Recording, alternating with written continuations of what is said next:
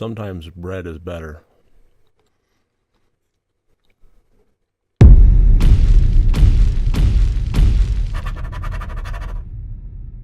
Hello everyone and welcome to RotD Review of the Day, and today I am taking a look at the 1989 classic Pet Sematary. Now, I've seen the trailer to the remake. It hasn't come out yet as of this recording, but it looks good. I'm excited about it, and based on that, one of the Rotted Souls made this an entry into the Halloween movie marathon that we watched, and I am recording it now.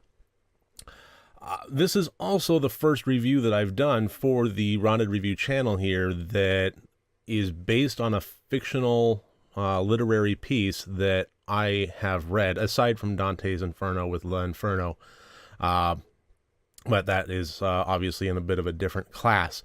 I remember reading the book of Pet Sematary when I was a teenager, and at least a few years have passed since then. And I really, really loved it. It really scared the pants off of me, but it puts me in a position where I think I need to clarify at the beginning of this review here that just like I review horror movies on their own merit as horror movies, not necessarily as films, I will not be reviewing horror movies in relation to their literary counterparts. This is strictly how this works as a horror movie, standalone, as it was brought to the screen. And with that, I love this movie. I thought it was absolutely fantastic. It was scary all around. It was very 80s. I mean, even though it was the tail end of the 80s, it definitely had that vibe to it, a distinct kind of 80s, early 90s vibe that we were seeing out of horror films. But it was still scary in its own right and just iconic all around. To get into more of a breakdown of this, let's get into the categories, though. As always, 4 different categories, each one worth up to 25 points for a total possible score of 100 points. And the plot of this one followed Louis Creed and his wife and his son going to the country and going up to Maine and moving their family to pursue his new job as a resident doctor, well, not a resident doctor, but a doctor at a university in town. And they move into a nice house in the kind of countryside that is smacked up, right butted up against a very busy highway. And the movie has to deal with death and so forth as it comes across in natural circumstances, and then life after death in fairly unnatural circumstances when the character is forced to make a decision with his newly found pancake of a cat. The neighbor across the road shows him that there is a pet cemetery nearby, and there is also an area beyond the pet cemetery that has some supernatural properties to it. And then moral questions come into play as the plot unfolds, moral questions as well as evil goings-ons. The plot of this one, I handily gave a 20 out of 25. Not only was this a spectacular bit of writing and setting and moral, ethical questions that were, arose, it was just handled very well, and like I said earlier, iconic. The characters that were created, and this is so often forgotten in horror movies, that more often than not, you'll have a writer that has a good idea. Well, what about this terrible thing? And then they will make characters around it, and often kind of pay them a bit of lip service, just people that are going through the meat grinder based on the idea that they had. This movie definitely did not forget that characters are what drives a good story. And if you have a horror movie without a good story, then it's not a filling meal. So this definitely had that. It had fantastic, well fleshed out characters with good backstories. And the little idiosyncrasies that make them really come to life, and it was all present there. And I know it was in the literary works, but I'm not comparing them. What I will say is that it brought to the screen a certain amount of justice to them. So yes, 20 out of 25 for the plot as it was written. Loved it. The Intent, I gave a 21 out of 25. This had some pretty horrifying imagery in it. Make no mistake, this is absolutely a horror movie. Again, the characters really made this really interesting, and I think that really sold the scares very well. This was not just a good scary movie. This was a good movie in general. It made us feel something about them, so that when the stakes were raised in the horror element of it, it felt very. It hit home all the harder. Now, this also wasn't as brash or as visceral as our modern horror movies are today. Like I said, this had a late 80s, early 90s feel to it, and that is a very particular feel.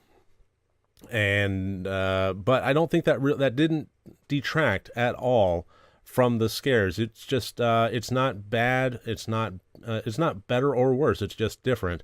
So I'm that's where I'm kind of interested in the remake, is to see this concept brought to the screen with a modern day visceral, not necessarily dirty bathroom torture porn kind of thing, but just that visceral modern horror feel to it. I'm kind of curious to see where that goes.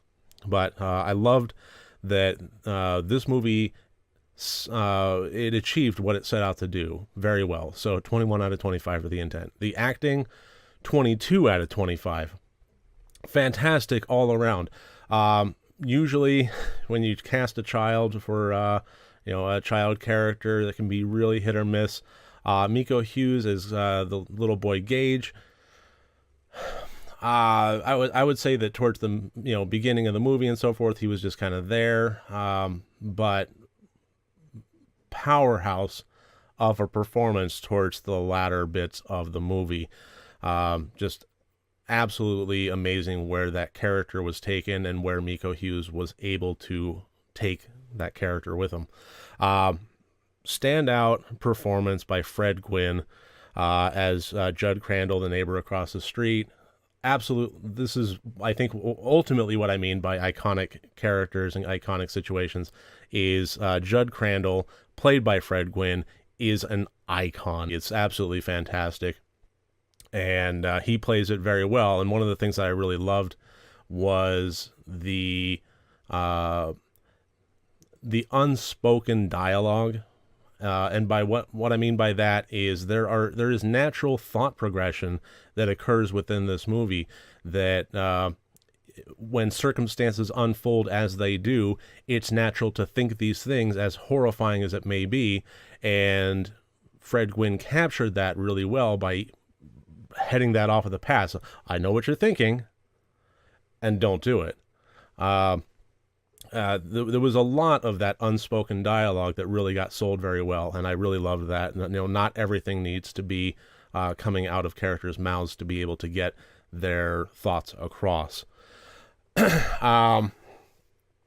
Technical, I gave it 21 out of 25. This was interesting insofar as it didn't show everything that was horror related. A lot of the violence that happened just off screen as the camera cut away. So any marks down that I would have given the special effects in that regard, practical effects, makeup effects, things like that, I think are negated and brought back up by the masterful editing that was done. Because even though it did that, and even though it didn't show everything, the scares and the impact landed anyway. I think probably landed even harder, and that is thanks to some masterful editing in those scenes. So definitely some points there. Now the practical effect, this definitely wasn't absent of special effects and of horrifying makeup effects and so forth.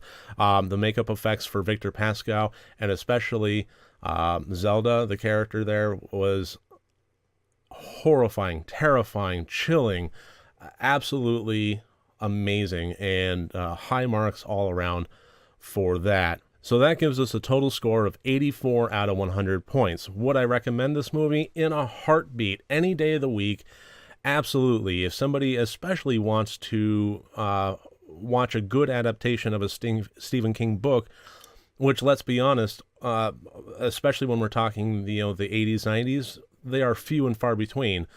Some of the miniseries that they did were actually pretty all right, even though they were toned down for television. They at least got the impact of the characters through in ways that traditionally the movies haven't. Carrie, Pet Sematary, those are just a handful of movies that I can think of that actually pulled off a Stephen King book well. I'm not going to include The Shining into that just because the film, although a masterpiece, and I will be reviewing it at some point, is not a faithful adaptation of the book. But this is I would say Pet Sematary is absolutely worth watching. It is a fantastic horror movie. It is iconic. It is a must-watch in every horror movie lover's catalog. So that should about do it for today. I thank you for joining me. I look forward to seeing you tomorrow. If you like these videos, I welcome you to click subscribe. And remember, next time you watch a horror movie, first make sure that it's good and rotted.